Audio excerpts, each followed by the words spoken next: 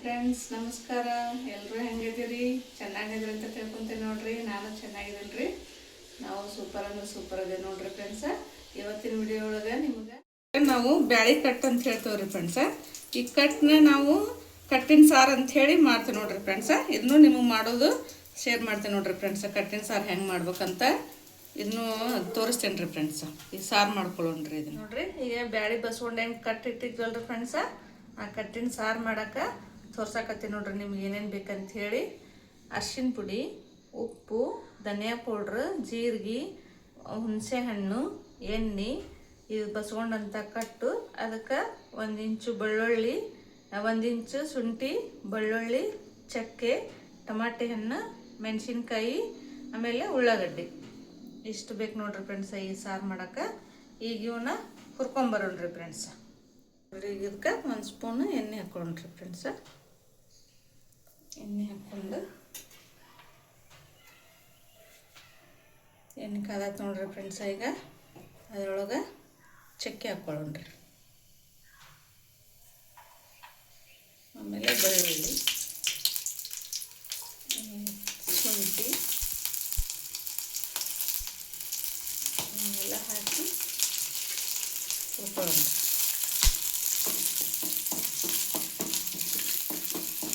ಆಮೇಲೆ ಚೆನ್ನಾಗಿ ಫ್ರೈ ಆಗುತ್ತೆ.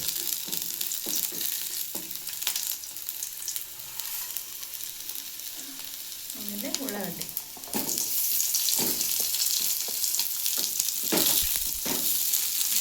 ಒಂದು ದೊಡ್ಡ ಸೈಜ್ ಉಳ್ಳಾಗಡ್ಡಿ ಹಾಕ್ಕೊಂಡು ನೋಡ್ಬೇಕಂತ. ಸಣ್ಣ ಕೊತ್ತಂಬರಿ ಹಾಕೋಬೇಕ್ರಿ ಫ್ರೆಂಡ್ಸ್. ಇದಕ್ಕೆ ಇನ್ನಷ್ಟು ಟೇಸ್ಟ್ ಆಗುತ್ತೆ.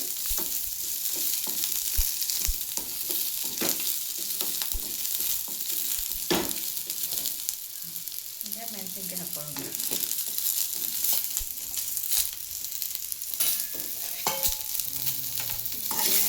ಚೆನ್ನಾಗಿ ಎಣ್ಣೆಗೆ ಫ್ರೈ ಆಗುತ್ತೆ ನೋಡ್ರಿ ಫ್ರೆಂಡ್ಸ್.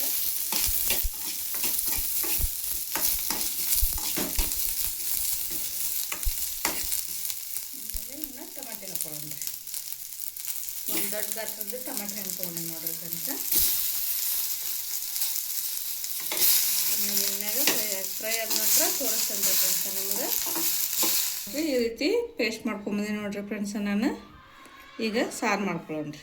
ಈಗ ನೋಡ್ರಿ ಒಂದು 3 ರಿಂದ 4 ಸ್ಪೂನು ಎಣ್ಣೆ ಹಾಕ್ಕೊತೀನಿ ನೋಡ್ರಿ ಫ್ರೆಂಡ್ಸ್ ನಾನು ಸಾರು ಮಾಡೋಕ್ಕೆ.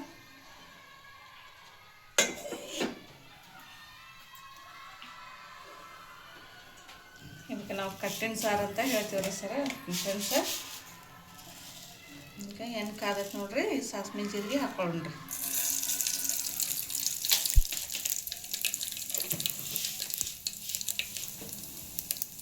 ಅದಕ್ಕೆ ಸುಲಿದು ಬೆಳ್ಳುಳ್ಳಿ ಜಜ್ಜಿಟ್ಟಿನಿ ನೋಡ್ರಿ ಫ್ರೆಂಡ್ಸ. ಈಗ ನೋಡ್ರಿ ಏನು ಚಟಪಟ ಸಿಡ್ದೈತಿ.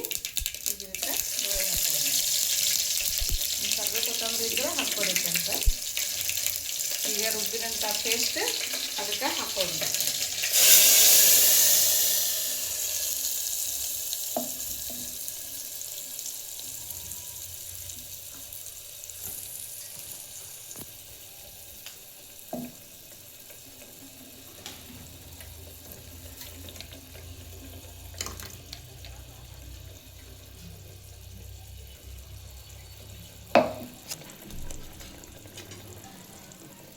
ಈಗ ರುಚಿ ತಕ್ಕಷ್ಟು ಉಪ್ಪು ಹಾಕೊಳ್ಳೋಣ ನೋಡ್ರಿ ಫ್ರೆಂಡ್ಸ್. ಅದು ಎಣ್ಣೆಗೆ ಸ್ವಲ್ಪ ಚಂದ ಕುದ್ದೈತೆ ನೋಡ್ರಿ ಅದು. ಈಗ ರುಚಿ ತಕ್ಕಷ್ಟು ಉಪ್ಪು ಹಾಕೊಳ್ಳೋಣ್ರಿ ಫ್ರೆಂಡ್ಸ್.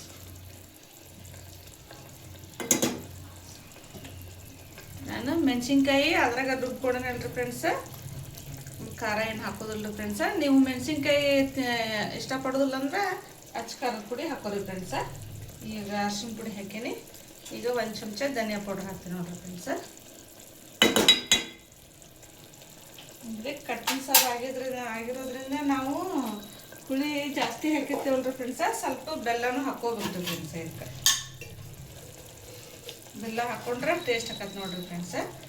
ನೋಡ್ರಿ ಇಷ್ಟು ಬೆಲ್ಲ ಹಾಕ್ಕೋಬೇಕ್ರಿ.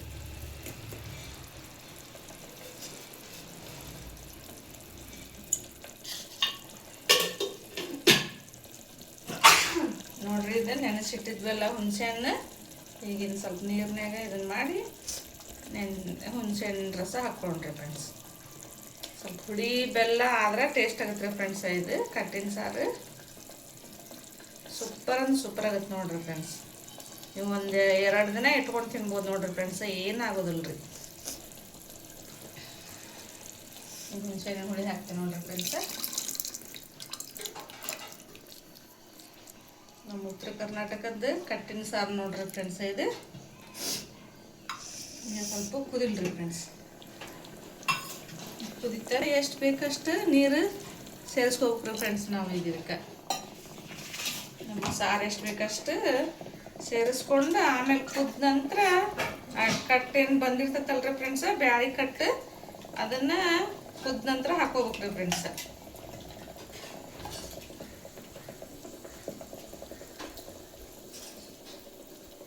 ನೋಡ್ರಿ ನಾನೀಗ ಇಷ್ಟು ನೀರು ಹಾಕಕತ್ತೀನಿ ನೋಡ್ರಿ ಫ್ರೆಂಡ್ಸ್. ನೋಡ್ರಿ ಘಮ ಘಮ ಆಗತ್ತೆ ನೋಡ್ರಿ ಫ್ರೆಂಡ್ಸ್ ಸಾರು. ನಮ್ಮ ಉತ್ತರ ಕರ್ನಾಟಕದಷ್ಟು ಅಡುಗೆ ಎಲ್ಲೆಲ್ಲಿ ರುಚಿ ಆಗೋದಿಲ್ಲ ನೋಡ್ರಿ ಫ್ರೆಂಡ್ಸ್, ಅಷ್ಟು ಮಸ್ತ್ ಆಗತ್ತೆ ಫ್ರೆಂಡ್ಸ್.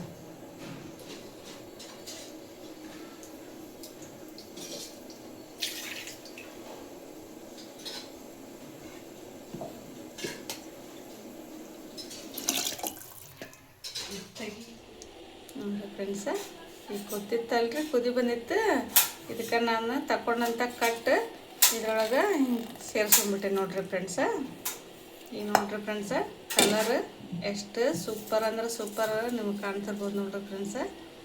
ಎಷ್ಟು ಘಮ ಘಮ ಅಂಥೇಳಿ ವಾಸನೆ ಬರತ್ತೈತೆ ನೋಡ್ರಿ ಫ್ರೆಂಡ್ಸ.